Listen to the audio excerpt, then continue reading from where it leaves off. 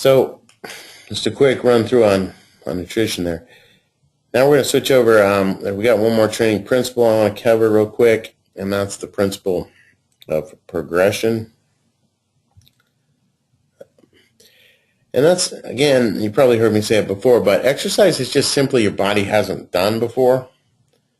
So once you've done something enough times, your body will adapt to it, will adapt to that regular activity. So you need to progress it, or you won't continue to get gains.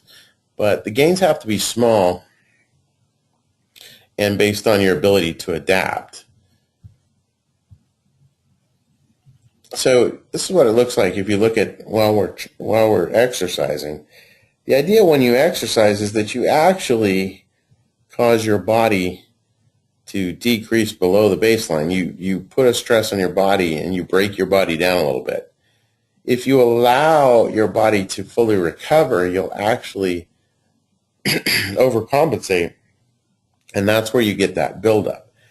So if you can catch that and you re-exercise at that point, then when you break your body down, it doesn't break down as far. So over time, you will continue to increase. So when you break down, your line of gain is going up. That's the idea of training over time, is that you'll continually progress. But what happens to a lot of people is if you don't allow time to recover. So if I break my body down, I exercise and put stress on my body, but before I allow it to even get back to its normal, I work out again and I'm driving myself down even further. And then before I've recovered, I drive myself down again.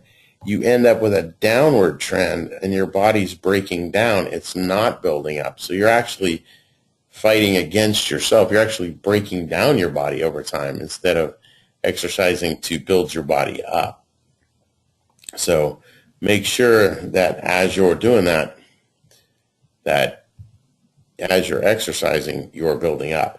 We've talked about the said principle before, specific adaptation to imposed demand. This is just saying that our bodies will adapt very specifically to the kinds of stresses we place on them. It's why just changing your repetitions from 6 to 8 is more for strength. If you go to 10 to 15, you can become sore because your body's not used to that. Going from 2 sets to 4 sets can change how your body reacts. Going from 1 to 3, 1 to 2 sets changes. So our bodies adapt very specifically to what we do to them. It's why some people can go out and run long distances, but then when you take them in and have them try to do explosive exercises, they can't keep up with it. It's because it's different energy systems and it's different accommodation to those stresses over time.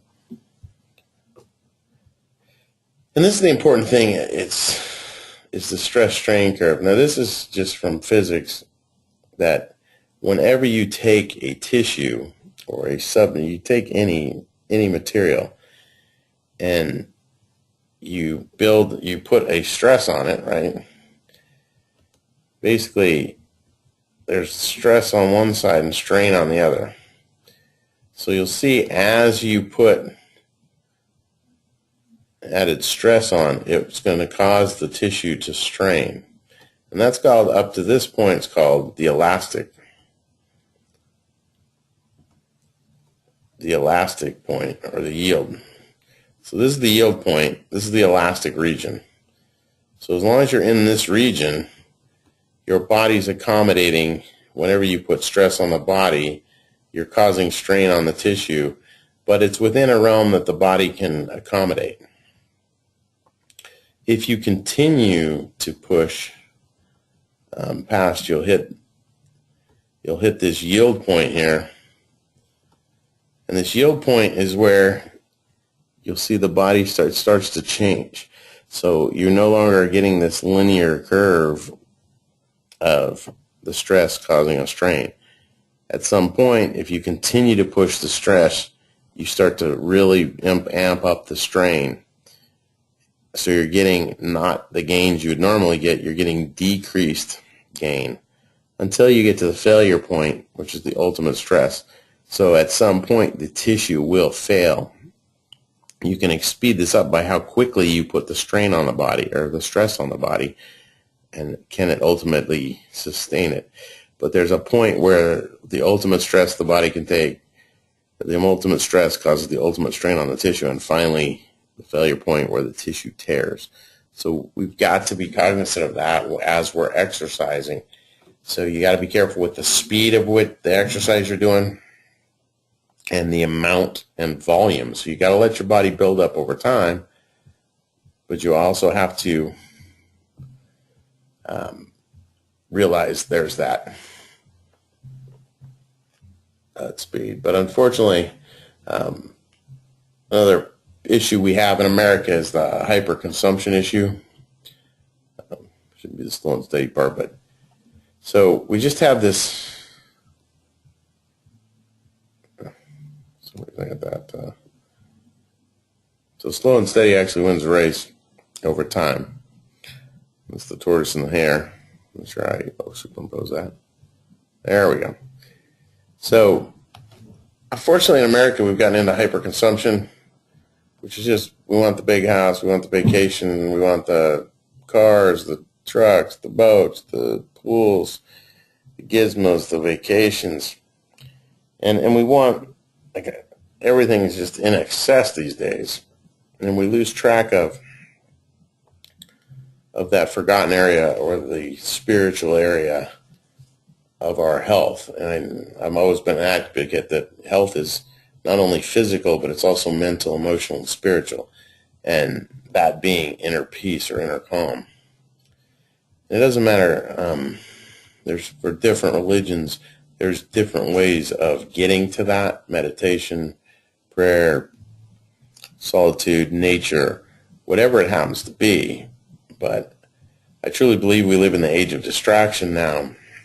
I'm not preaching any one religion, but one of my favorite lines, one of my favorite passages of the Bible is that peace I leave you, my peace I give you.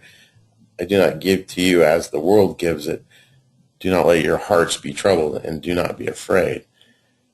I think in this world of distraction, we're getting to the point where we're just constantly bombarded. There's just hyperconsumption of entertainment, hyperconsumption of material goods, and we don't have that time to just mentally quiet everything down and recover mentally and spiritually and emotionally.